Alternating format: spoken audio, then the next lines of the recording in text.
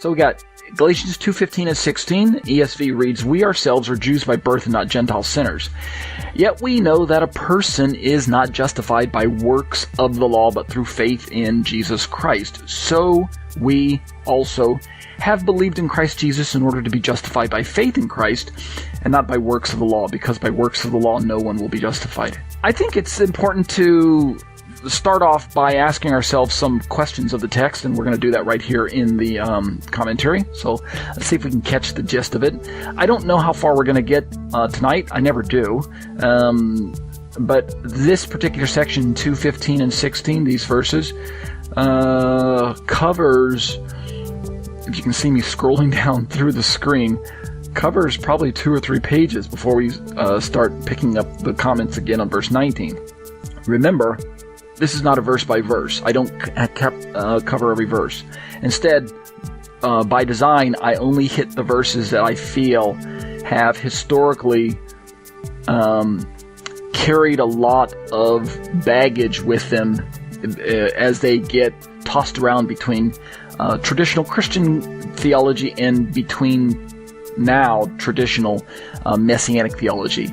Obviously, the Messianic groups are pro-Torah, and they're in favor of continuing following after the law of Moses.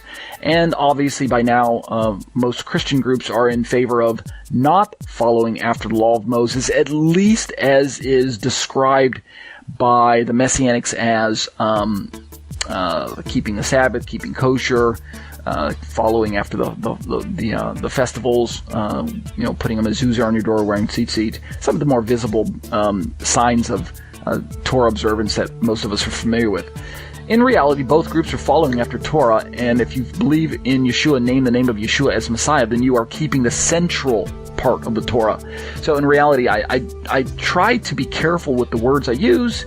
I don't really tell Christians that they're not keeping Torah, because I think that's misleading, and I think it just simply, it sends the wrong signal, and it's hurtful, because in reality, Christians are keeping Torah. They just don't know, perhaps, or they don't describe it that way. They don't articulate it that way, but they really are keeping Torah.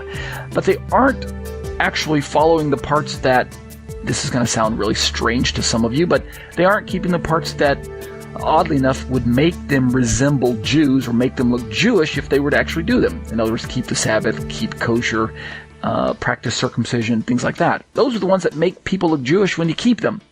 And that's really the challenge, right? Should they make you look Jewish? Are they supposed to make you look Jewish? Etc. Let's read my commentary and see if we can get some answers.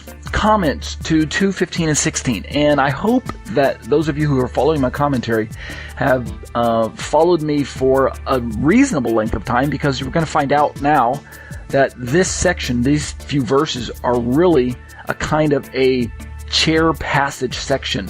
They're kind of a foundational point of Paul's rebuke to Peter and to those of us who are reading Paul's letters 2,000 years later. How does a man become justified in the eyes of the Almighty? Of course, it seems to be an age-old law versus grace discussion. Are we saved by grace, or are we saved by works? And there is an aspect of that in this passage. We're not justified by works, but through faith. At the very simplest level, that is true, that there's a contest in Paul's mind, meaning he's discussing this idea that was prevalent in the first century. How does a man become justified? This Greek word dikaiosune, or in the Hebrew we would talk about, how does one become a tzaddik, a righteous man? Today we can just use standard kind of Christian lingo, Christianese, and just say, how does a person become saved and then sanctified afterwards? How do we get brought into the family group of God? That's really the big question. So let's listen to Paul, at least my comments. The background behind understanding these important 2 verses was addressed in section 4 above under Works of Law Part 2. And if you don't recall what I said there, please go back and look at that sometime so you can get a full treatment. This is just going to be kind of a snapshot of that. Verse 15 states, "We ourselves are Jews by birth and not Gentile sinners." Right? Paul's got this idea of Jews by birth, Gentile sinners. What's going on there? Let's start with Tim Higgs' commentary. He writes in his Galatians commentary on page 67 that the key to understanding this cryptic phrase is in knowing that it is not coming from the mouth of Paul. Right, even though Paul wrote it, perhaps Paul is repeating someone else's thoughts, where he says, we're Jews not by birth. And I'm going to see if I can approximate this in my voice using my inflection for a moment, so you can get the idea of what I think Tim Higgs is trying to convey. Rather, I go on to say, or rather, Tim Higgs goes on to say, rather, he is simply restating the popular views of the influencers he's arguing against. Remember, the influencers is a name that that I and Tim Higgs and Mark Nanos have decided to call what most people would refer to as the Judaizers. I go on to say in my commentary, I think Higgs' point is a strong probability that Paul might be actually using the words of someone else here. We ourselves are Jews by birth and not Gentile sinners.